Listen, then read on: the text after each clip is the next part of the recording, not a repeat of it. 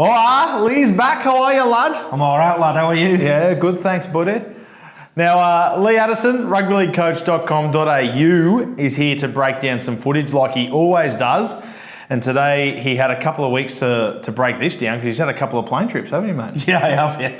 And there's also a bye for the Brisbane Tigers last week. So this is their game from a couple of weeks ago. Look, last week I spoke about building pressure, getting field position, eliminating piggyback penalties and the like. I've got bad news for Brisbane and maybe good news for their opponents. In their game against the Cutters 2 weeks ago, every time they conceded a try, it was when they had to do 6 or more than 6 tackles. So be that a repeat set, be that a penalty, or even from a kick-off after conceding a try. So doesn't sound good for Brisbane Tigers. Let's have a look at this now, and then you'll see exactly what I mean. Okay, I rarely do this, mate, but what I've done is just taken all the tries they've conceded and put them in one clip. Now, they've just done a dropout, okay? So they've just had to give away a repeat set. They've just defended for 6. If you look at the body language and the collisions of some of the Brisbane Tigers defenders, they look like they've been defending for an hour. They look really tired. And look, to be fair to them, they've had a journey that day. So that's a bit of a caveat there. But have a look at their body language in defence, have a look at their collisions, have a look at the way they're not lining up properly in defence. I think it was this play the ball where, in particular, they got the split wrong either side of the play the ball. They've put 4 men on the short side there, which is absolute overload. Not sure what system this is to rush out like that. But look, a kick to score. So that's the first try. Second try comes the giving away a penalty. Now, when you're under the cosh, defensively, when your feet aren't in the right place, you end up sticking your arm out and giving away penalties with high shots. So now they're at least going to do 7 tackles in succession. And guess what happens at the end of this, mate? Don't tell me they score more points. They seem to have a third man shooting in, so the 3 in defender each time. I'm not sure of the rationale behind that. No doubt the coaches know better than I, but I'm really worried about how they're losing the contact line in the collision. Number 8 there was very slow getting up off the floor. They look a bit tired. Somebody jumped out the line there, creating a hole. And this is all on the back of sustained pressure from the Cutters. And this is, I think, adding to the theory. This try here, I mean, all he had to do was stay in a line. Yeah. And it just looked like he was running across field to find some space. I get this vibe that both those tries, the outside men sort of shot in, and then the whole team overchased and caused that. Right?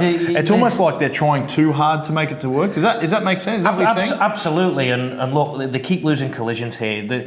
Sometimes when you're under the pump, you try and do something special to change the direction of the game. And I always preach control in defence. That if in doubt, keep your line intact. Now, this is a repeat set in the sense that they've just conceded a try. So this is the kickoff. Yeah. So it's another 6 tackles. Look at the state of the marker area. Look, the third man didn't rush in there, but it's just poor collisions, and the Cutters go over the stripe again. The game's gone. Now, to be fair, they did travel up on the day. They've obviously had a chat at half-time. Here's another repeat set, the dropout. Short kick-off because they're trying to chase the game. So a little bit of benefit of the doubt there. But look at this. There's hardly any line speed. I know it's towards the end of the game. But I think the key to beating Brisbane Tigers, based on this, is to make them do repeat sets as much as you can. And also play the game at tempo because their collisions are a little bit weak, in my opinion. They're all arms and chest, so a bit of late footwork and you can get penalties. Look, they're trying to jump out the line here to stop the problems. Instead, what they've given is more tackles away. It looks like they don't quite trust each other in defence, and they may not be let's just say they may not be at their fittest at the moment. They seem fair, like they're struggling with their, as you mentioned, their collisions. Yeah. A lot of those things they know how to tackle, they know what they should be doing, but they may not have the gas in the tank. Well, of course, one of the things in this level of football is that they can have players come down from the Storm at any point, or they can have players come up from a lower division. So your team isn't always stable. Therefore, your connection in defence and your combinations in attack aren't always stable. But I'm looking at the feet in defence of all these players. I'm looking at the way they're approaching each tackle. They need a complete rejig in defence, if you ask me. I was quite alarmed when I saw that, when I thought that Brisbane Tigers are near the top of the comp. I will say that, in all fairness and giving benefit of the doubt, they did fly up on the day, and flying, as I can attest to right now, can really take it out of you. But they need to be better than that if they want to stay near the top of the comp. If you're playing against Brisbane Tigers in the next week or two, repeat sets, play the game at tempo. I think they could give away some penalties. That is a form of repeat set. Brisbane Tigers, do some dropouts in training and defend your own goal line. Practice doing that all the time and get some composure in your D.